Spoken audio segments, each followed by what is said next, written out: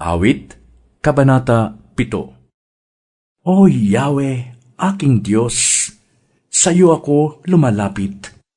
Iligtas mo ako sa mga taong sa akin tumutugis. Kundi sila'y parang leon na lalapa sa akin. Kung walang magliligtas, ako nga ay papatayin. O Yahweh, aking Diyos, kung ako may nagkasala, at kung aking mga kamay ay puminsala sa iba, kung ako ay naging taksil sa tapat kong kaibigan, kung ako po'y naminsala o ng api ng kaaway, payag akong hulihin, patayin kung kailangan, iwan akong walang buhay at sa lupay mahandusay. O Yahweh, bumangon ka, puksain mo ang kaaway, ako'y iyong ipagtanggol sa malupit nilang kamay.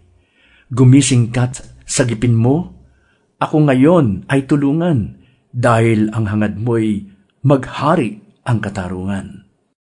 Tipunin mo sa iyong piling ang lahat ng mga bansa, at mula sa trono sa kaitaasan, ikaw Yahweh ang mamahala.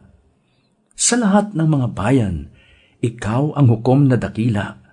Humatol ka sa panig ko sapagkat ako'y taong tapat. Ikaw ay isang Diyos na matuwid.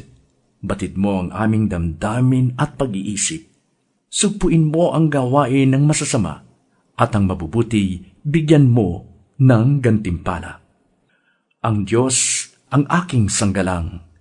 Inililigtas niya ang may pusong makatarungan. Ang Diyos ay isang hukom na makatarungan at nagpaparusa sa masama sa bawat araw. Kung di sila magbabago sa masasama nilang gawa, ang tabak ng Diyos ay kanyang ihahasa, pati ang kanyang pana ay kanyang ihahanda. Mga pamatay na sandata ay kanyang itatakda, kanya ring iuumang ang mga palasong nagbabaga. Pagmasdan mo ang masama sa baluktot niyang isip, ipinaglilihi niya ang kalokohan at ipinanganganak niya ang kasamaan. Humuhukay ng patibong para sa ibang tao, subalit siya rin mismo ang nahuhulog dito. Siya rin ang may gawa sa parusang tinatanggap. Sa sariling karahasan, siya ngayoy naghihirap. Pasasalamatan ko si Yahweh sa kanyang katarungan, aawitan ko ng papuri ang kataas-taasan niyang ngalan.